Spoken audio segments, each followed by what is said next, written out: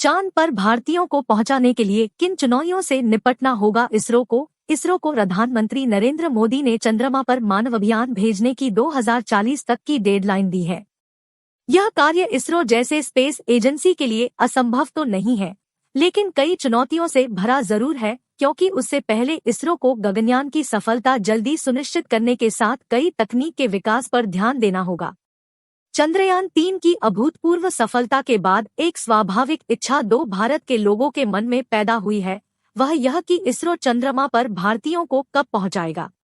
इसमें कोई संदेह नहीं है कि चंद्रयान-3 की सफलता ने भारत की चंद्रमा और दूसरे ग्रहों पर भी सॉफ्ट लैंडिंग की क्षमता प्रदान की है, जिसके बाद अब भारत चंद्रमा पर मानव अभियान पर विचार कर सकता है। प्रधानमंत्री नरेंद्र मोदी ने भी इसरो को साल 2040 तक की डेडलाइन दे दी है। लेकिन क्या इसरो के लिए ऐसा कर पाना संभव है? उसके लिए किस तरह की चुनौतियां होगी? कई पड़ावों को पार करना होगा। अभी चंद्रमा पर मानव अभियान भेजना इसरो के लिए कई प्रमुख पड़ावों के बाद ही संभव हो सकेगा। इसके लिए सबसे पहले गगनयान की सफलता जरूरी है, जिसमें 3 भारतीय अंतरिक्ष में 3 दिन बिताने के बाद लौटेंगे।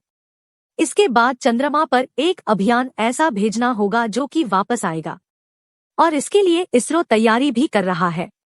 एक शक्तिशाली रॉकेट की जरूरत। भारत के लिए चंद्रयान-2 और मंगलयान जैसे अभियानों में सोलर एनर्जी और स्पेसक्राफ्ट सोलर पैनल एक्सपर्ट रह चुके मनीष पंडित के मुताबिक इसरो के लिए अगर कोई सबसे बड़ी चुनौती होगी तो वह एक शक्तिशाली रॉकेट का निर्माण करना होगा जो कि इंसानों को चंद्रमा तक पहुंचने में सक्षम हो सके।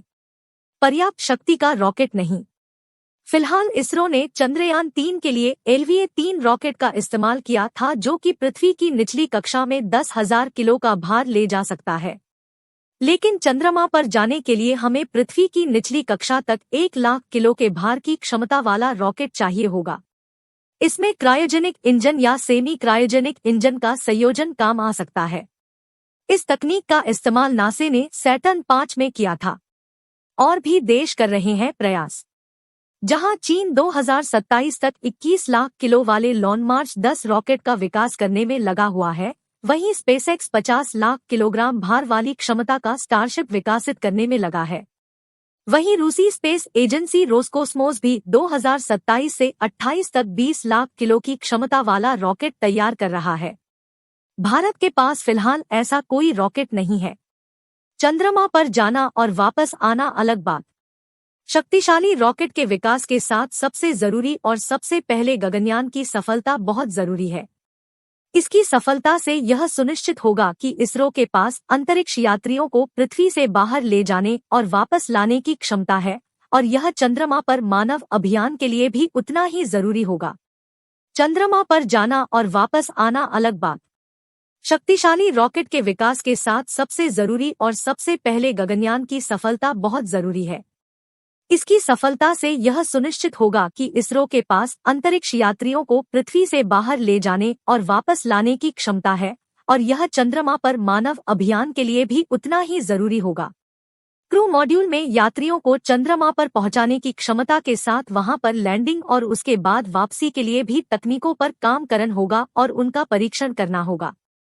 इसके साथ ही इतने लंबे समय के लिए चंद्रयात्रियों को भोजन की व्यवस्था, उनका प्रशिक्षण, जरूरी सामान आदि की व्यवस्था भी करनी होगी।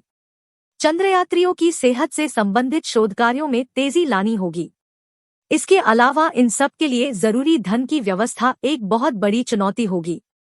लेकिन इसरो जिस तरह से अपनी लागत की कारगरता के लिए प्रसिद्ध है, इसरो का यह सफर देखना रोचक होगा।